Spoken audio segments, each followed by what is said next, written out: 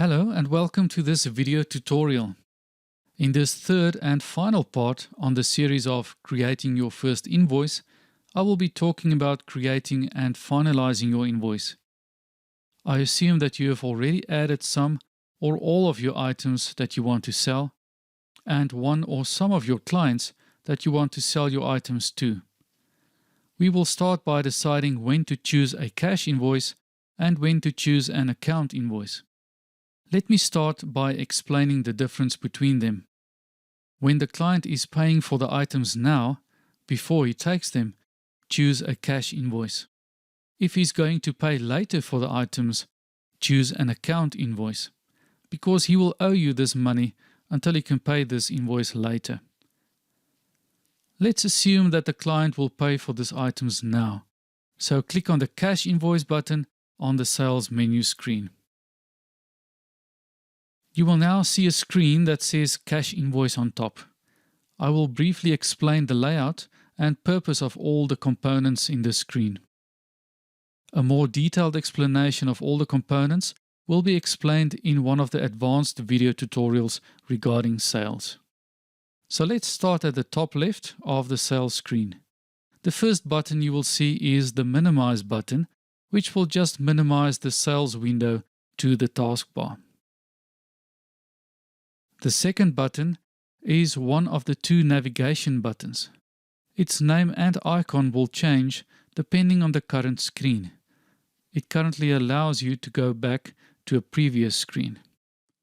Next is a label that reflects the name of the current transaction that you are working with, in this case, Cashinvoice. The next button to the right is the Tools menu button. This button allows you to do various tasks, for example, reprint the last transaction, open the cash drawer, or give discount to an item. You will also notice that most of these menu items have shortcuts, which are indicated to the right of them. The last button on the right is the second navigation button, which allows you to move to the next screen in a transaction.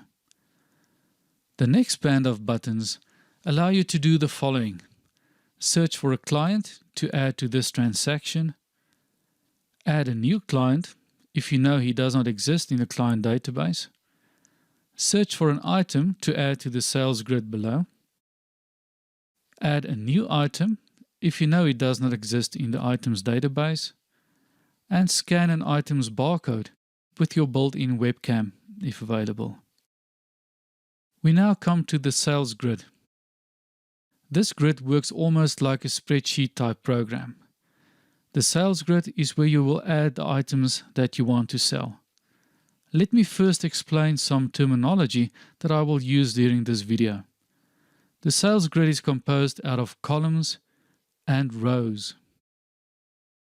The current cell is a single cell in the grid that is either currently highlighted or being edited. The current item or row is the whole row that is currently indicated by the current cell. You can add items to this grid in the following way. If you know the item code, simply type it in the current cell of the item code column and press the Enter key on your keyboard. If you don't know the code, but you know some words of the item's description, simply type a word in the same column and press Enter. An item search screen will be displayed, allowing you to choose an item from this list. Press the next button on top or double-click the selected item to add it to the sales grid. You can also scan the item's barcode with a barcode scanner by making sure that the current cell is in the item's code column. And lastly, you can scan the item's barcode with the built-in webcam of your device. Depending on how you configured PPOS, the current cell will now either go to the quantity column or will go to the new line below the newly added item. You can now change the quantity that you want to sell in two ways. Use the arrow keys on the keyboard to navigate to the quantity column of a particular item, then change the quantity and confirm the change by pressing Enter. Or if the current cell was moved below the newly added item, press the plus key to increment the quantity by 1, or press the minus key to decrement the quantity by 1. You should also be able to override the standard selling price by simply navigating to the unit price column, change the price, then press the Enter key to confirm your change. The last band below the sales grid shows the default slip note on the left. If you want to change this note, click on the slip note button. A screen will slide out from the right that will allow you to change the note. If you want to hide the screen, simply click anywhere outside of it and it will slide back. Next to the slip note is the Details button. This button allows you to add more details to this transaction, like a delivery address or a custom field. At the bottom right are the transaction totals. They will be updated as you add or remove items in the sales grid, or when changing an item's quantity or selling price. Once you have finished adding all the items to the sales grid, you will be ready to finalize the transaction. When finalizing a cash invoice transaction, you have to tell PPOS how much money the client is giving you to show the correct change and how he paid for the items. To do this, you can either, when the current cell is in a new line below the last item, press the Enter key, or click on the next button on the top right. And lastly, press the F9 key on the keyboard.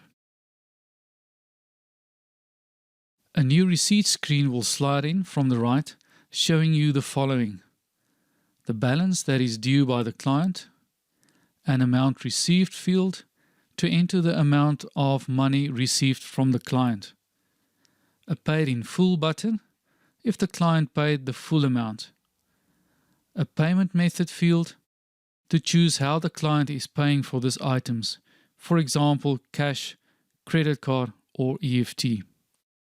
A split receipt button if the client can pay for the items with some cash and the rest with a credit card. To finalize the cash invoice, after you have provided the receipt amount and payment method, do the following. Click on the OK button of the receipt screen, press the F9 key on the keyboard, or if the cursor is flashing in the amount received field, press the Enter key. If PPOS was happy, a green confirmation screen will slide out from the top and disappear within 3 seconds to indicate that the transaction was successful. The cash invoice screen will reset and clear all the fields so that you can proceed with the next cash invoice. The change due to the client, if any, will also be shown at the bottom right in the total section. Depending on how you configured PPOS, the cash drawer will kick open and the client's invoice will print out. Thank you for watching. This concludes the series of our training videos on creating your first invoice. All these topics will be discussed in greater detail in our next advanced series of training videos.